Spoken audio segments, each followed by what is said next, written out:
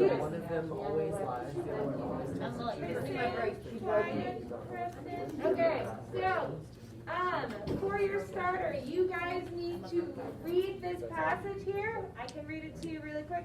Would you prefer that I read it to you, or do you just want to read it yourself? Read it. You read it. I'll make an Oh, see, I felt like I just got equal amounts. Let's take a vote. You read it. Want to read it? Okay, that's the loudest voice. I was deciding factor. Okay, he's the deciding factor. Okay. Don't read it. Don't read it. I don't have a computer. Only some. Okay. One. Elijah, you need a computer? Yeah, this one right here. Okay, guys, I'm going to read this to you. Quiet down. Here we go. So, this is an oration in memory of Abraham Lincoln by Frederick Douglass, who we've been hanging out with. When was the end of the Civil War, guys?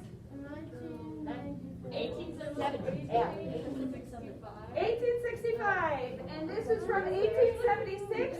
So this is 11 years after the Civil War has ended. So, Frederick Douglass is talking about Abraham Lincoln after he has died. Okay, his personal traits and public acts are better known to the American people than are those of any other man of his age. He was a mystery to no man who saw him and heard him. Though high in position, the humblest could approach him and feel at home in his presence. Though deep, he was transparent. Though strong, he was gentle. Though decided and pronounced in his convictions, he was tolerant towards those who differed from him, and patient under reproaches. Even those who only knew him through his public utterance obtained a tolerably clear idea of his character and personality. The image of the man went out with his words, and those who read them knew him. Okay, so that is what you are reflecting on for your starter.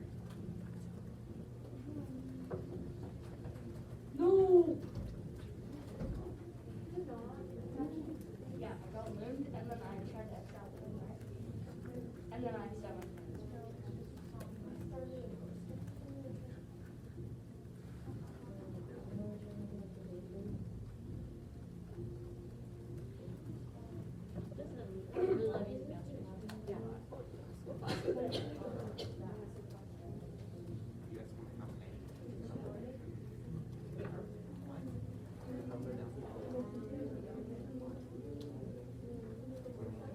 Chemicals. Oh, it is. That's really strong.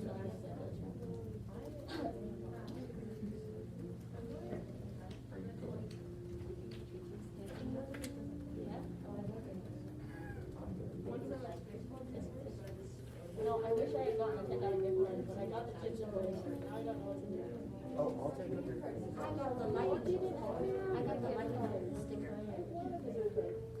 Gift card is better for the whole thing. I got the light sticker. I didn't bring the chips. However, you can throw it around. I still haven't got anything.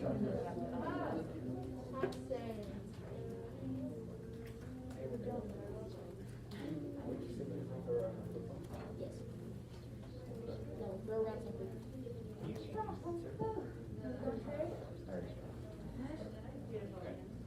Right.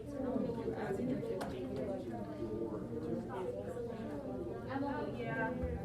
Because if he's from the village of liars, he can't do anything. He has to get my mom. And if he's from the village of truth tellers, he has to take them to the village of Okay, I need to take roll, so if you guys need access to this, you can find it on the first slide in your slides. Okay. Won't stop spamming me. I blocked him. The senator. I mean, the congressman. I'm sorry. Burgess I'll Owens give you a keeps few sending more me minutes, junk emails. but I need to take roll really quick, so I'm going to take this off.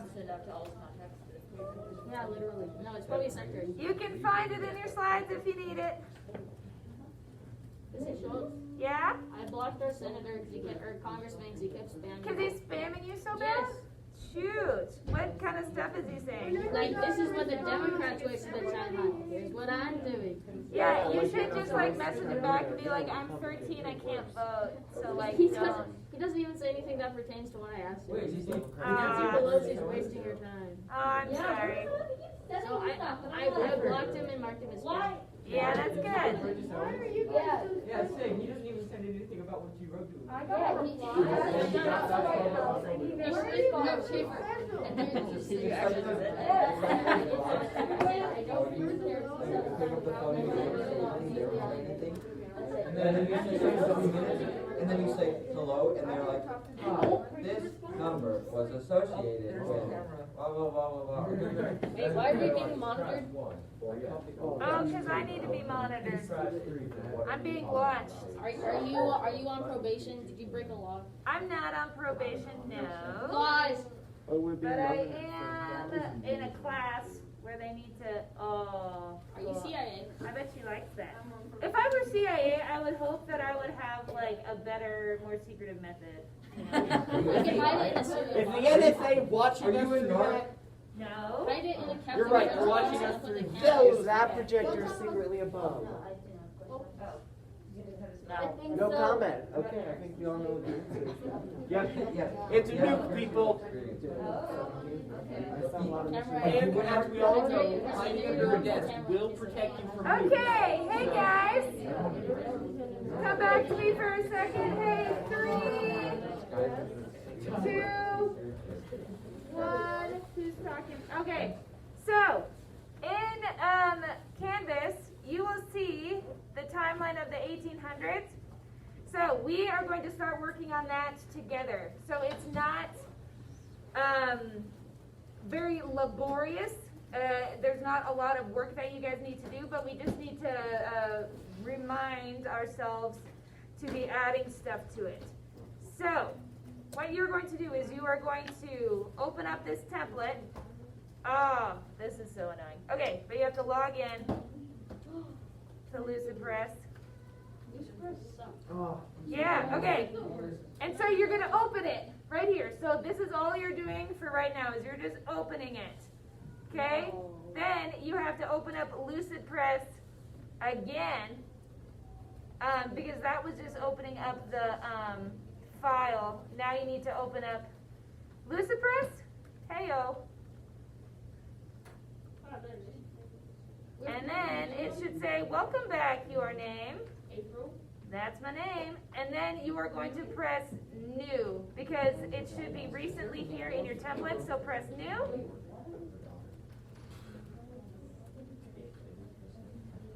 Okay, and now you should have it. Does everybody? Do you have Facebook? You probably do.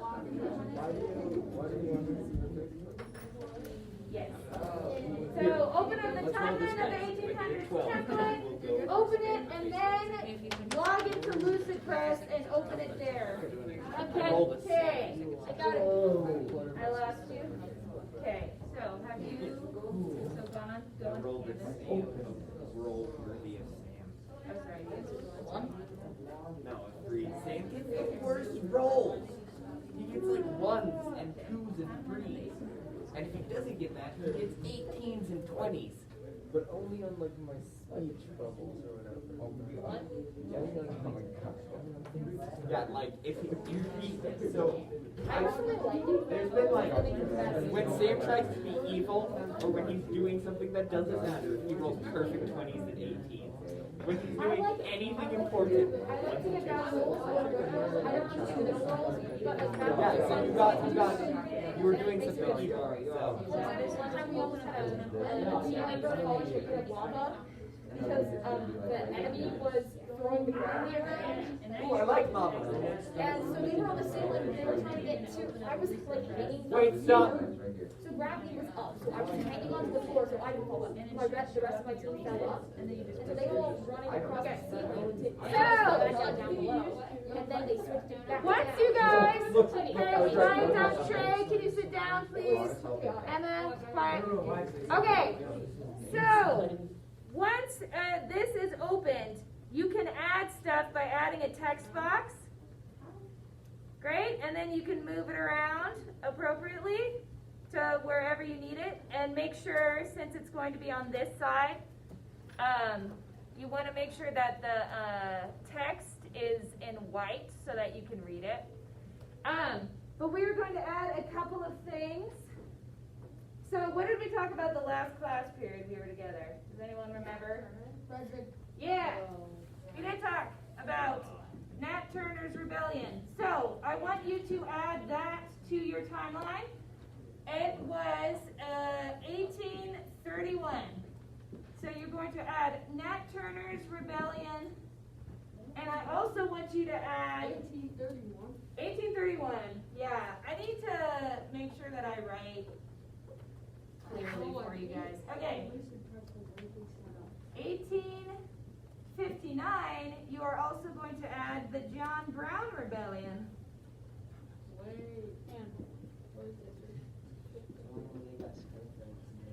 No, that wasn't the Thunder one. That one was in the 1700s. Where are we? Okay. So, you will notice that it is written in chronological order. So you are just going to try to make sure that you keep things in chronological order. So, this is 1820. I'm going to add Nat Turner's Rebellion right here. I love Dalvin. Do you do this? 1831. Nat Turner I was like, Rebellion. Okay. So you guys don't have to have the formatting in this be like absolutely perfect, because I know it's going to get confusing, and sometimes there's going to be like chunks of space, and then down here when we get to the 1860s there's going to be a lot of stuff. So just like do what you can. It doesn't need to be perfect. Yeah, so this is 1820, so I added Nat Turner's Rebellion right here, 1831. And then, let's see, you can add John Brown's Rebellion like right here, because this is 1856, and John Brown's was 1859, so you can add it like right here.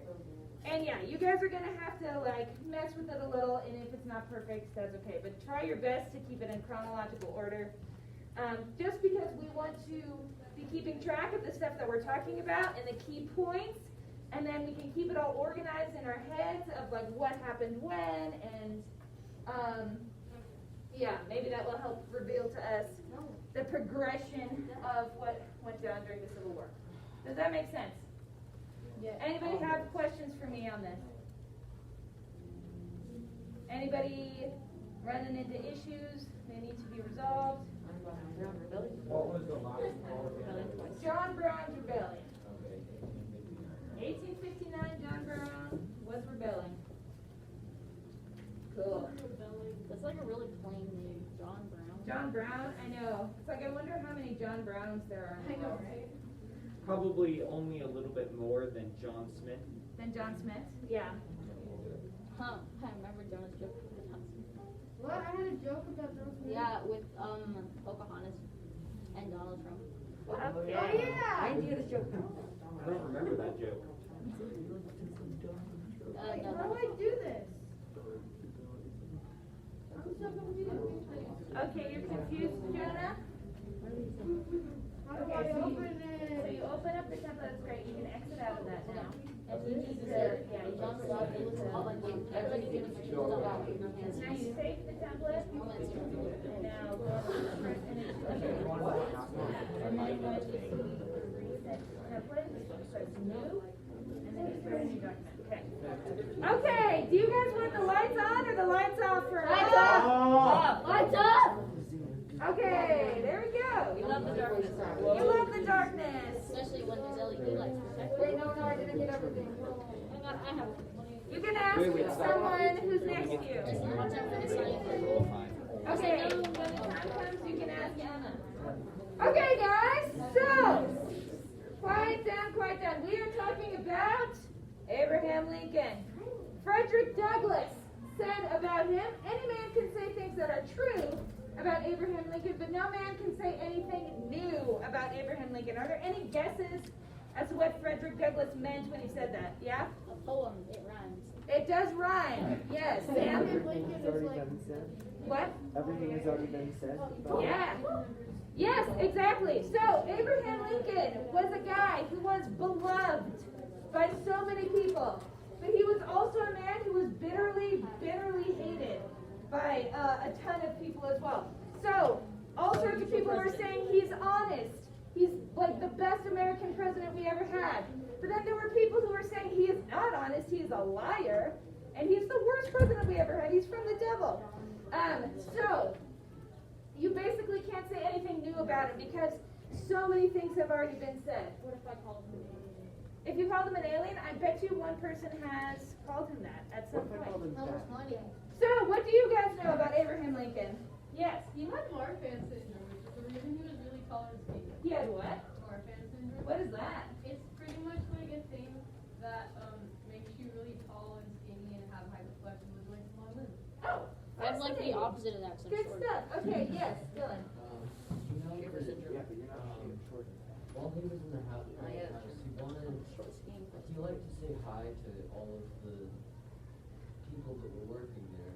Uh-huh. He went to go say hi to one guy, but he didn't respond or hear anything. Because he went and asked about that later, and that was because he was deaf, so he tried to learn, I'm pretty sure this is it, he tried to learn ASL. Yeah.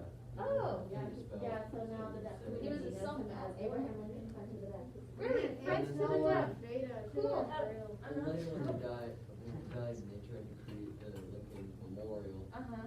his hands are in the L and the A shape. Abraham for Lincoln. Abraham Lincoln. Whoa, I did not know that, Dylan. That's super sweet. Yes. He wore a top hat which made him taller. Yes. Yes, he has a very famous look. Nathan? There was this one dude, I think he was a politician probably, and he puts out this thesis or this essay or something, and Abraham Lincoln tears it to shreds. Oh, wow. And like just posts a public article that destroys this argument. And the dude's like, "How dare you!" And so he challenges Abraham Lincoln to a duel. Oh, yeah. And he's like, "Fight me with pistols at dawn." And there's one thing he forgets. The person who was challenged to the duel actually decides what they fight with. Oh. And so Abraham Lincoln fought the dude with broadswords in a pit. Oh, yes. A muddy, ucky pit. Was that And, real? Oh. like the other dude like looks at Abraham Lincoln swinging this broadsword around like a toy, and is like, maybe we can find a diplomatic answer. What a legend. Literally, Absolute Yeah. legend. Yes. His wife was yeah, Mary Todd. He got shot. Yeah. Uh-huh. He was in a vampire movie, and he created the Secret Service like the same day he died. He Really? was assassinated. Wow. Look at all this stuff I'm learning. I'm learning all this stuff. Yeah. Abraham Lincoln is famous for the Gettysburg Address, Washington, and Reading 1 4 by the necessity of the Southern Premier and his money to expand the paper quality and quality of life. What an impressive memory you have. Wow. He was a president. Okay, last thing. Yeah. Yes, he was. I'm so smart. Okay. Yes, he's on the penny. Okay. So we've got a good amount of knowledge. We have got quiet. A good amount of knowledge. Okay, we have to move on, but this is all good information. Preston, is it going to change our lives? Potentially. Okay, you can share it. John Wilkes Booth's brother saved the life of Lincoln's son. Really? Yep. Oh, that's interesting. I did not know that. Okay, so here we go. Abraham Lincoln, he was born in 1809 in the state of Kentucky, which was a frontier at the time.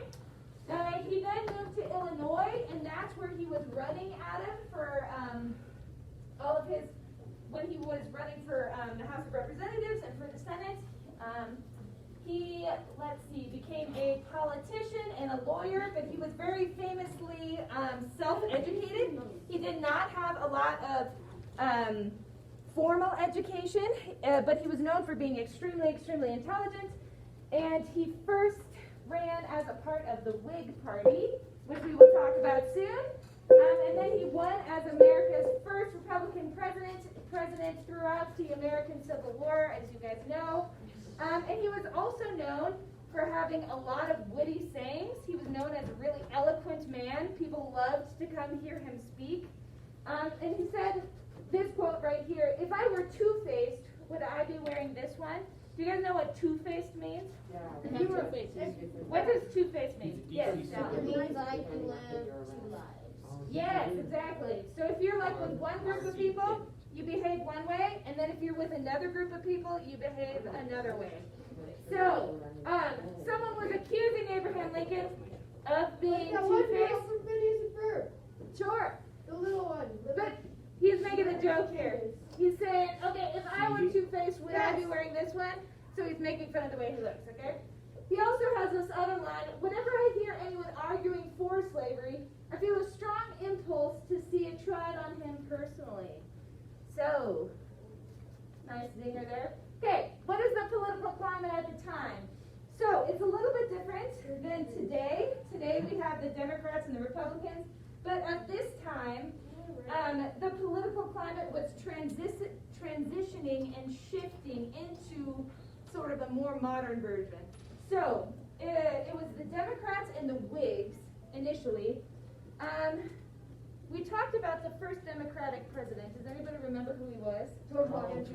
No? Jackson. Andrew Jackson, exactly, yes. Andrew Jackson was the first Democratic president, and so the Democratic Party basically looked like Andrew Jackson's personality. So it was sort of brash, and it was sort of for the working men, and a lot of small town farmers were attracted to this party. And for our purposes, we just need to remember that the Democrats were the people who were basically pro-slavery during the Civil War. And so a lot of people in the South were Democrats. And the Whig Party, they were essentially founded to oppose the Democratic Party.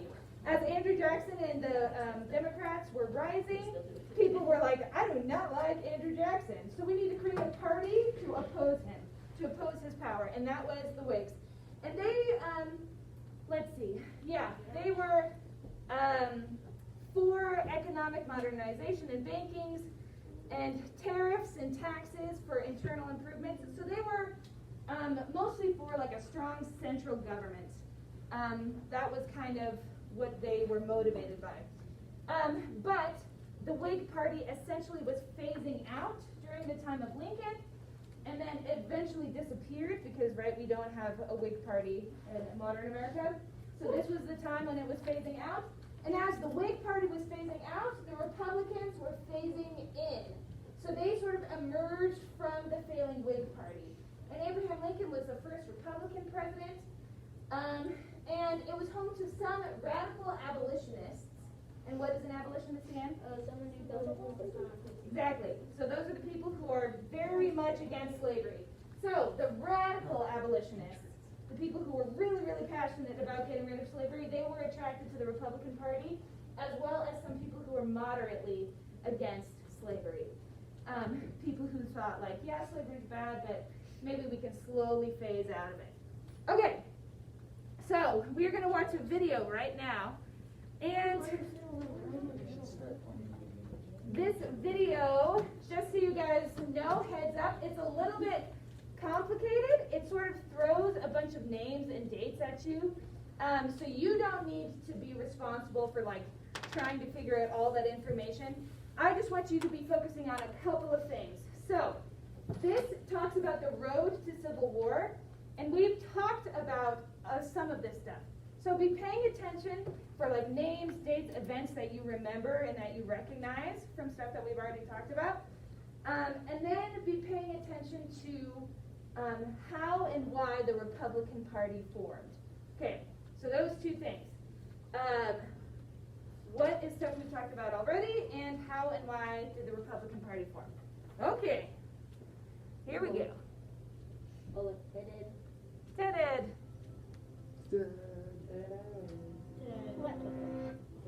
Today, when people complain about the state of American politics, they often mention the dominance of the Democratic and Republican parties, or the sharp split between red and blue states.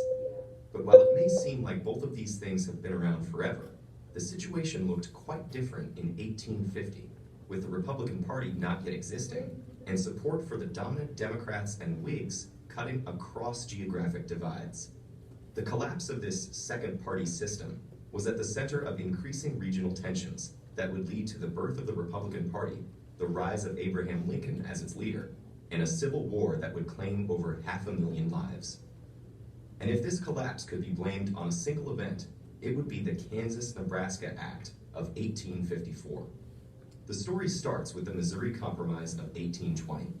To balance the number of slave states and free states in the Union, it allowed slavery in the newly admitted state of Missouri, while making it off limits in the remaining federally administered Louisiana Territory.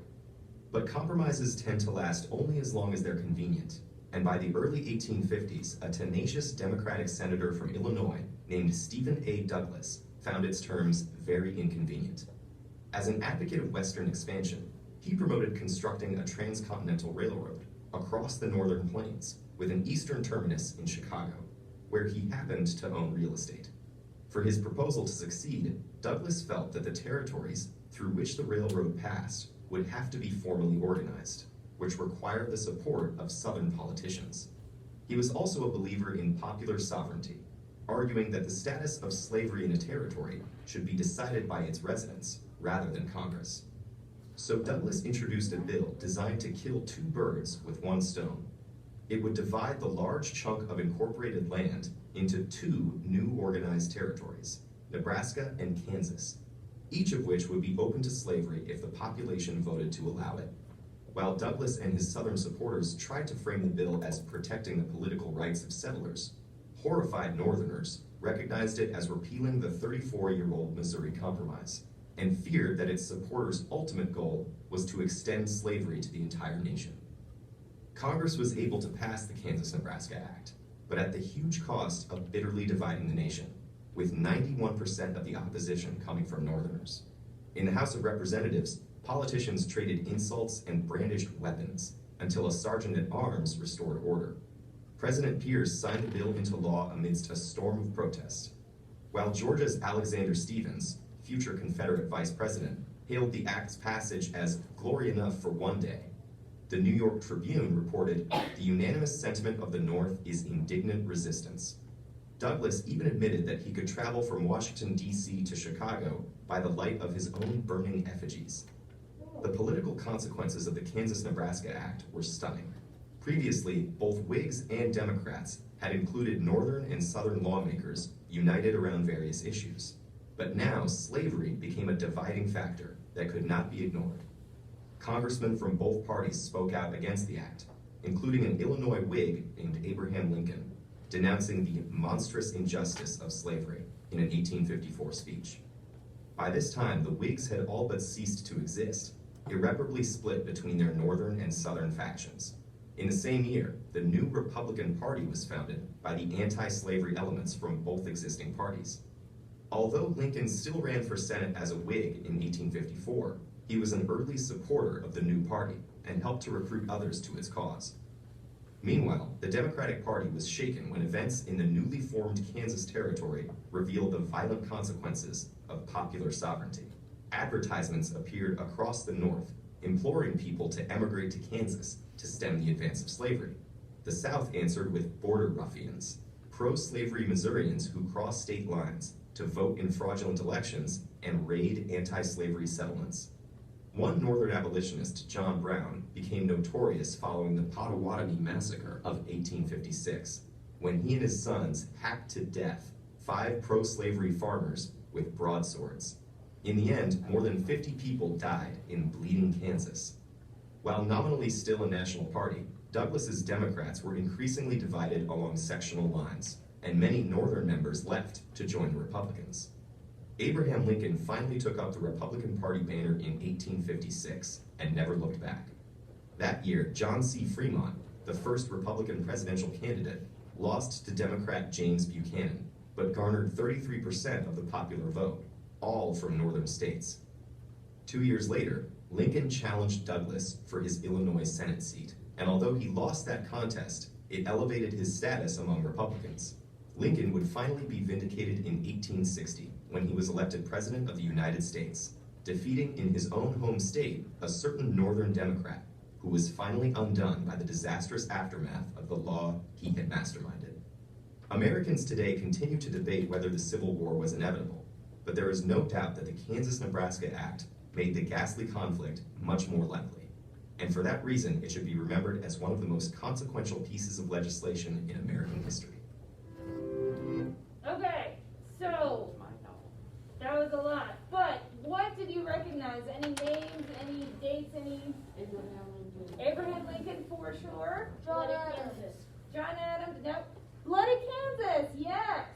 Okay, so what was Bloody Kansas about? Why was it bleeding?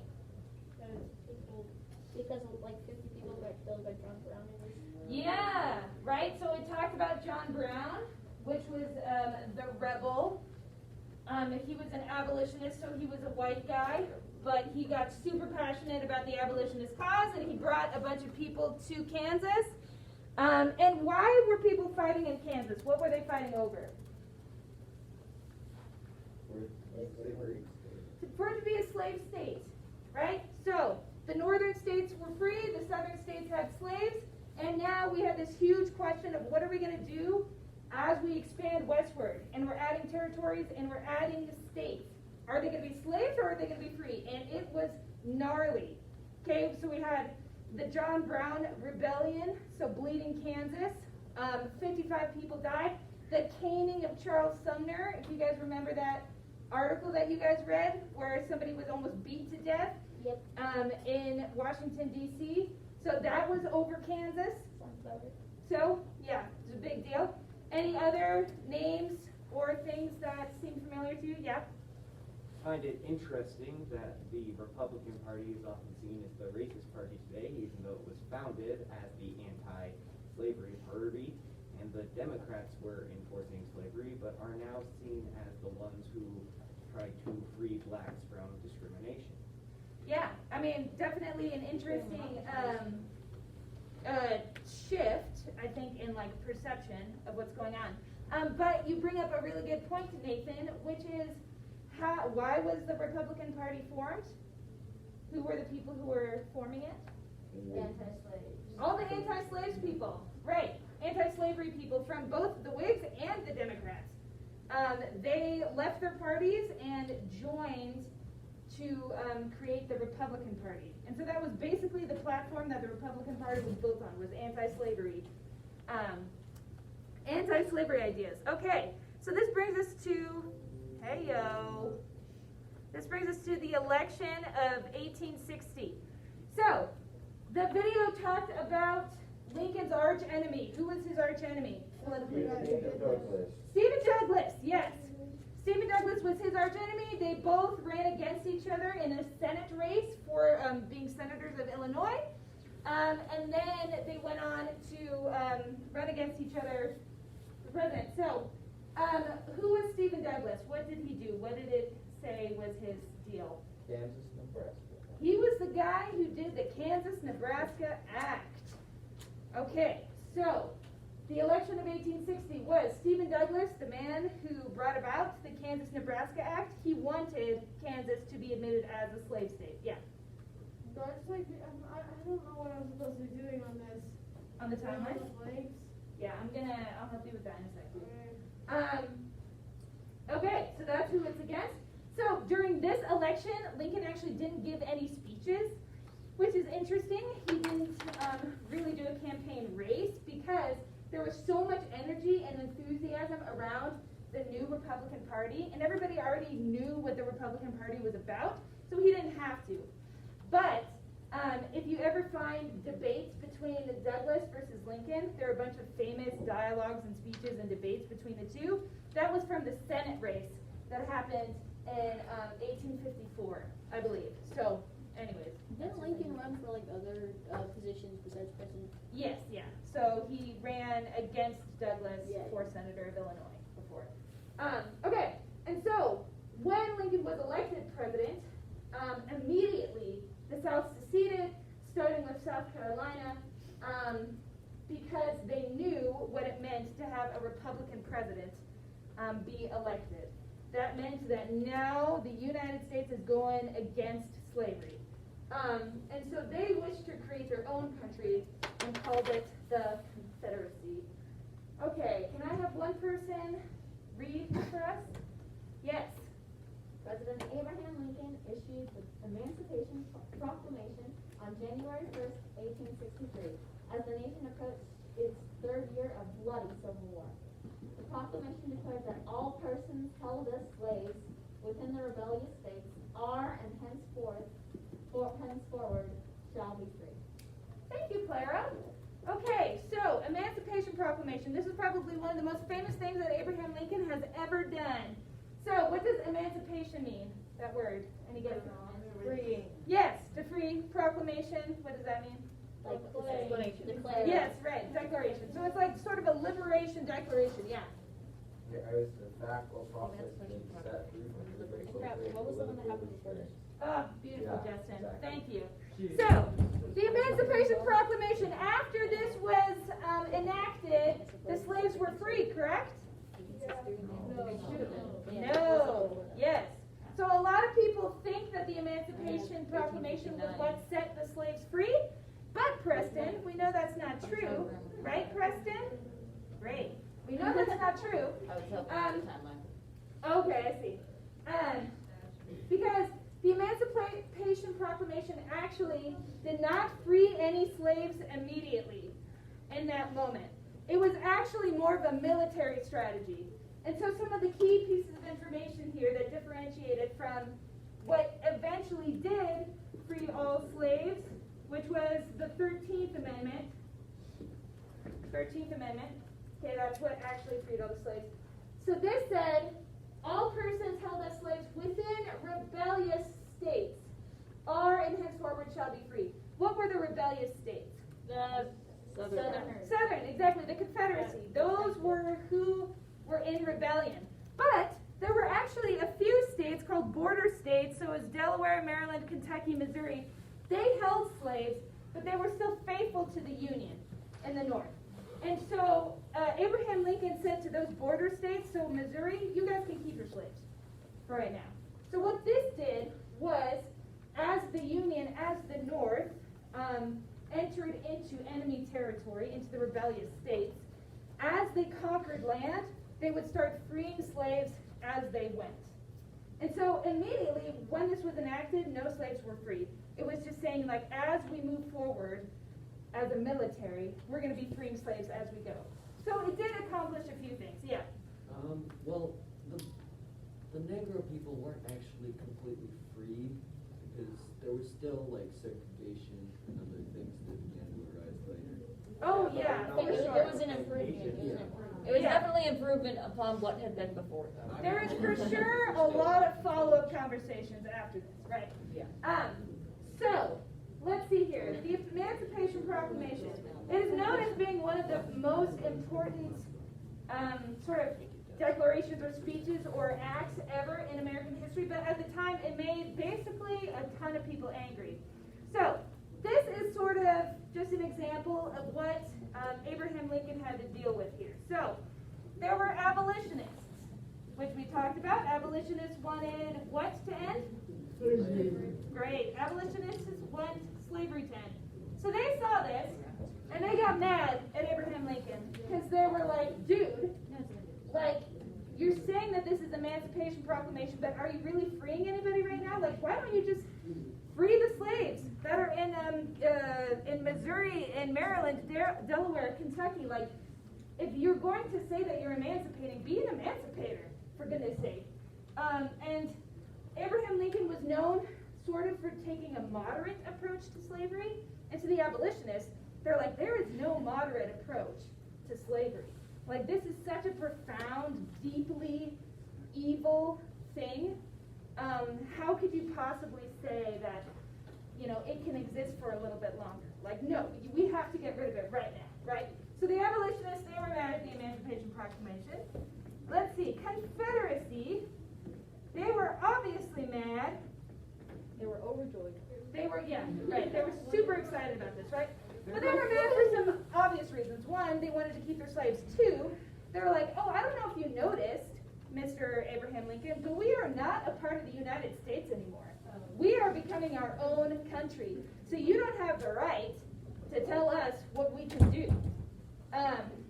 So they're super mad. Okay, and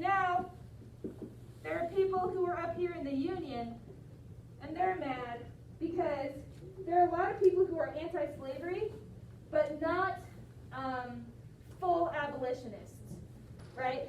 They basically don't think that the South is going to give up slavery, and so the war has been raging for 3 years, and it's been super bloody, and they've been watching all of their, husbands, sons, loved ones, friends, neighbors die because of this crazy, crazy war. And so they are accusing Abraham Lincoln of having too strong of an abolitionist motive. And so they're looking at him saying, like, you have to give up this whole slavery thing. Like, the South is not going to stop fighting. We can't keep the United States together if you, don't drop this. And so they were accusing Abraham Lincoln almost of the opposite thing of the abolitionists, right? Like, they were saying you're not abolitionist enough, and they were saying you're too abolitionist, this war's never going to end. And so anyways, this is just a taste of what Abraham Lincoln had to deal with. There were a lot of people who wanted a lot of different things, and they couldn't get along, and he had to try and figure out some way of moving forward, despite all of the conflict. And so he has no friends. But the Emancipation Proclamation was known as being a very, very savvy military move, and a definite positive step forward in the anti-slavery movement. Cool. So, we are going to talk about a question here. Yes.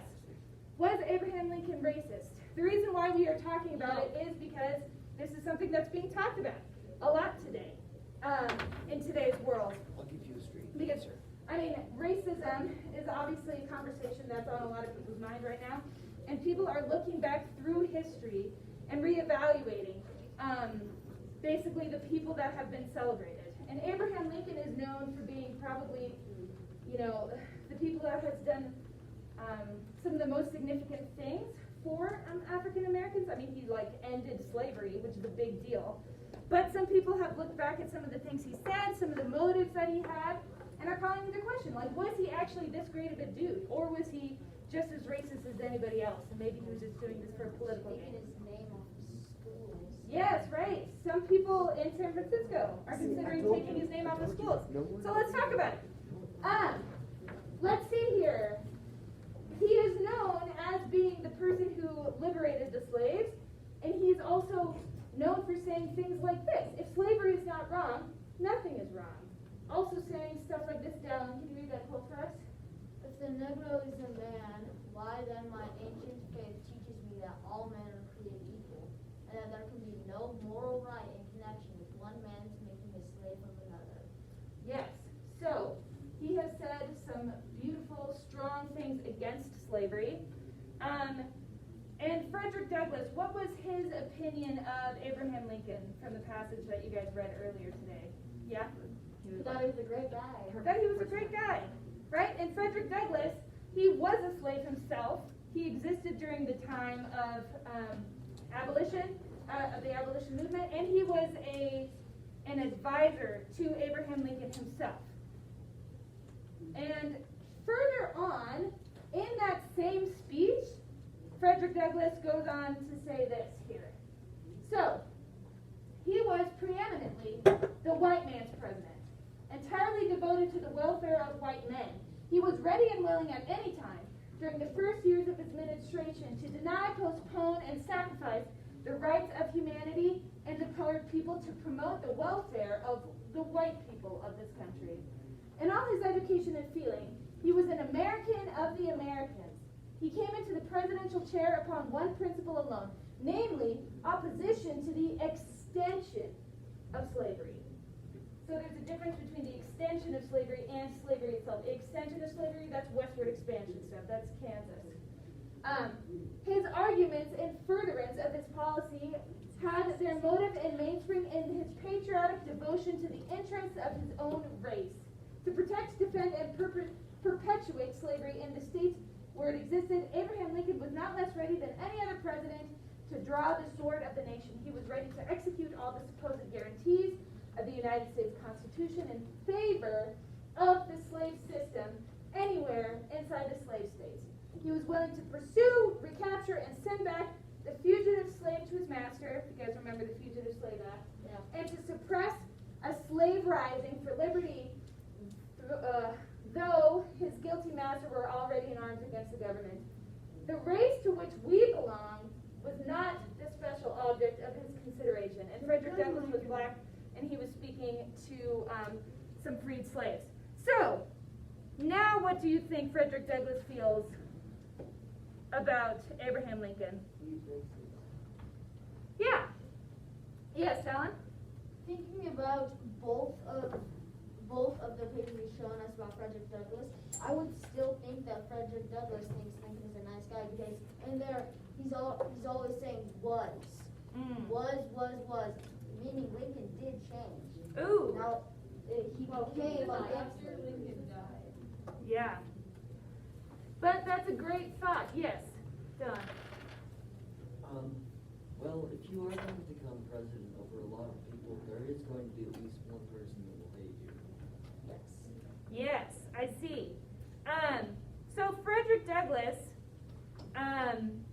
this was a man who knew Abraham Lincoln very well, right? He was his advisor. And so a lot of people will accuse people who are asking this question of like, was Abraham Lincoln racist? They will say, you know, well, you were looking at the question from like modern viewpoints. You know, you are looking at it through the lens of our understanding of racism from today. But Frederick Douglass, you can't accuse him of that, right? Because he himself was a slave, like, and he existed at the exact same time as Abraham Lincoln. So that's something to consider as well.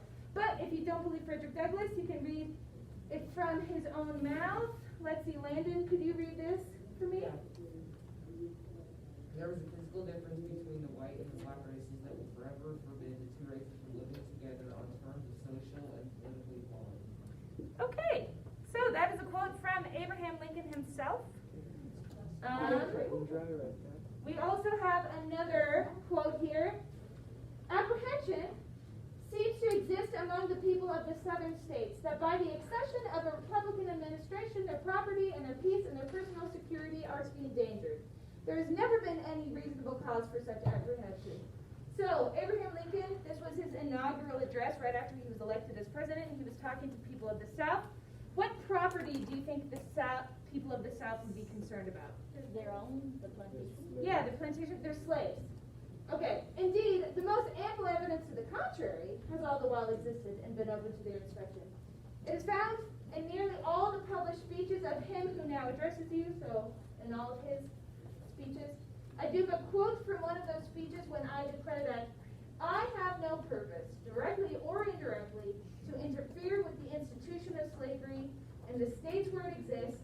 I believe I have no lawful right to do so, and I have no inclination to do so. So, those are direct quotes from Abraham Lincoln. And you guys are going to explore this topic further because there's a lot to explore here. I think there's a lot of interesting, no, it's an in-class debate. I think there are a lot of interesting points on either side and a lot of stuff to explore. So, what we are going to do is, what time is it? Okay. I'm going to split up the room into people who are arguing for the affirmative and people who are arguing for the negative. So it doesn't really matter how you view the question yourself of was Abraham Lincoln a racist? Because right now you are just going to exercise the skill of arguing for whatever side I give you. Don't worry, you will have a time eventually to explore this idea on your own and communicate how you actually feel on the subject. But for those of you who are fighting for the affirmative, you are saying, yes. Why is he so good? Sorry. Yes, he was racist. And then people who are fighting for the negative, you will be arguing that no, he was not racist. Okay. So, it's just going to be a basic format of a debate. And you guys have in your module, I think it's called debate prep notes. I think that's what it's called. Debate prep questions. Debate prep questions. Okay. And in there it has this. And so all you have to do is you're just going to state your argument. Initially, Abraham was a racist. Abraham was not a racist, based off of if you have the affirmative or the negative. You are going to then do something that is called the, like, they say, we say. So for this number 2 here, what you are going to do is say, they say Abraham Lincoln is not racist because of this, this, and this. But we say he is racist because of this, this, and this. What you're doing there is just communicating that you understand what the other side of the argument is. That it doesn't have to be super complicated. It doesn't have to be a lot. You just have to summarize briefly what the other side of the argument is. And then you are going to provide 3 pieces of evidence. Make sure to use a race strategy. Okay. And then make sure that you introduce the piece of evidence, state the evidence, and then explain why the evidence matters. And then just have a concluding statement. Doesn't have to be fancy. Thank you so much for listening to this speech. You will see now very clearly Abraham Lincoln was a racist or was not a racist. Okay, whatever. So, you have some additional resources that I've given you that you can look into. That is on the last page of the, or the last slide of the slideshow, if you want to look that up.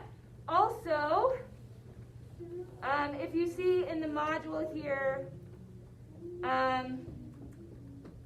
Lincoln documents.